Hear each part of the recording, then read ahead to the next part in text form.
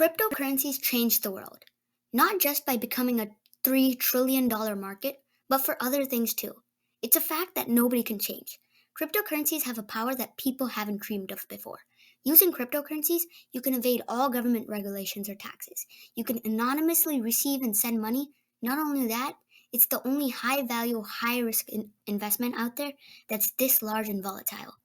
Cryptocurrencies have already changed the world in multiple ways. You just haven't seen it yet.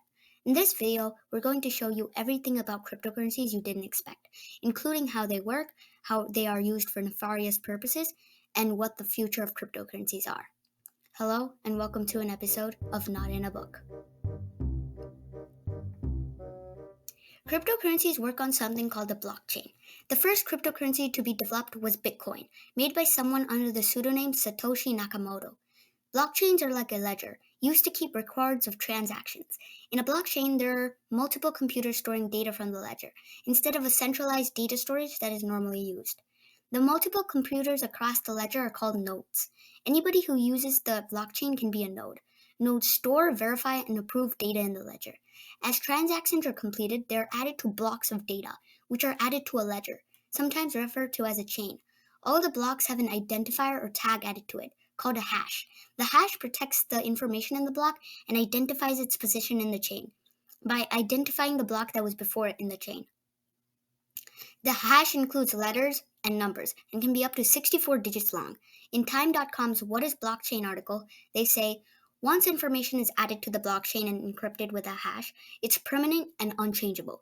Each node has its own record of the full timeline of data along the blockchain, going back to its start. If someone tampered with or hacked into the computer and manipulated the data for their own gain, it wouldn't alter the information stored by other nodes. The altered record can easily be distinguished and corrected, since it doesn't match the majority. The process goes like this. First, someone buys an amount of the cryptocurrency. The transaction data is sent to a network of nodes. The nodes verify the transactions. Related transactions are grouped together in blocks and then added to the chain. The block is encrypted and a hash is assigned. The block cannot be altered anymore. This is what is so good about cryptocurrencies. The blocks can be altered, but the hashes in the blocks before it would make it easy to fix the problem. In addition, while it is open source and anybody can view the transactions that were made, it's very hard to trace the identity of a crypto account, making it basically an anonymous currency. Herein lies cryptocurrency's greatest value: complete anonymity and security, with high value, great investment. This leads us nicely into the next part of the video, the value of cryptocurrencies and mining. There are some ways cryptocurrencies that are extremely high value. For example, Bitcoin.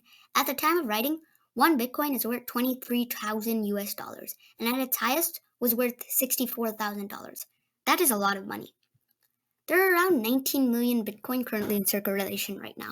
You may be wondering, how are the values of cryptocurrencies determined, and what is crypto mining? Well, let's answer those questions right now. Demand is one of the main values factored into a cryptocurrency's value. With more demand for a type of cryptocurrency, it'll increase, and with less demand, it'll decrease. Basically, the demand and supply rule. Another factor that comes into play when evaluating the value of a certain cryptocurrency is the amount of people that use it. More people use networks like Bitcoin and Ethereum, so their prices are obviously higher than the other cryptocurrencies on the market. Since Bitcoin and Ethereum were also the first on the market, they have a greater range. Also, the amount of a cryptocurrency in circulation comes into play as well. Currencies like Bitcoin have a cap to it.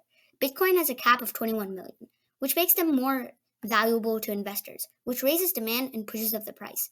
Another thing that comes into the evaluation are special features. For example, Ethereum's smart contract system.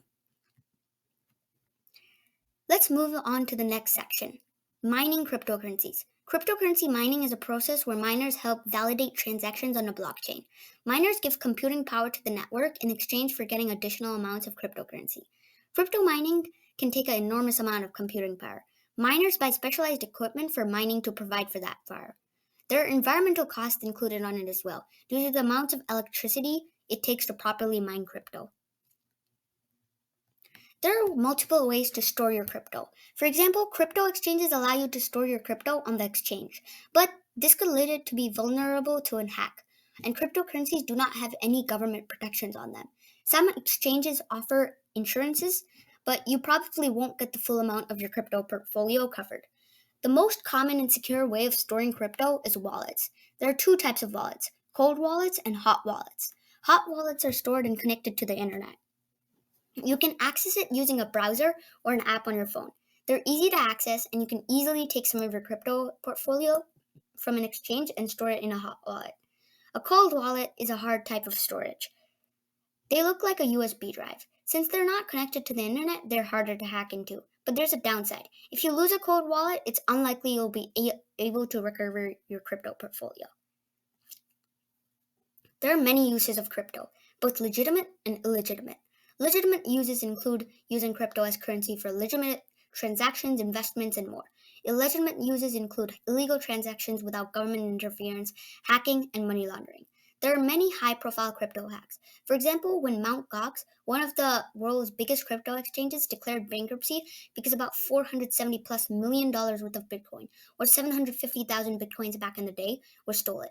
Japanese crypto company CoinCheck also reported that $530 million worth of cryptocurrencies were stolen from their users' account. BBC News reports that criminals laundered $8.6 billion US dollars of cryptocurrency in 2021, up 30% from the previous year, a report by blockchain data company Chainalysis say. In addition, cryptocurrencies are used as payments for hacking. For example, when the US Colonial Pipeline got hacked, hackers demanded $5 million worth of Bitcoin as a payment to reverse the hack. Obviously, cryptocurrencies have changed the world in good and bad ways. Cryptocurrencies will stay around for a long time. Fans of crypto say that blockchain is the future of investment and currencies. What do you think? If you enjoyed this video, please make sure to like, share, subscribe, and click the bell notification. With that, see you next time.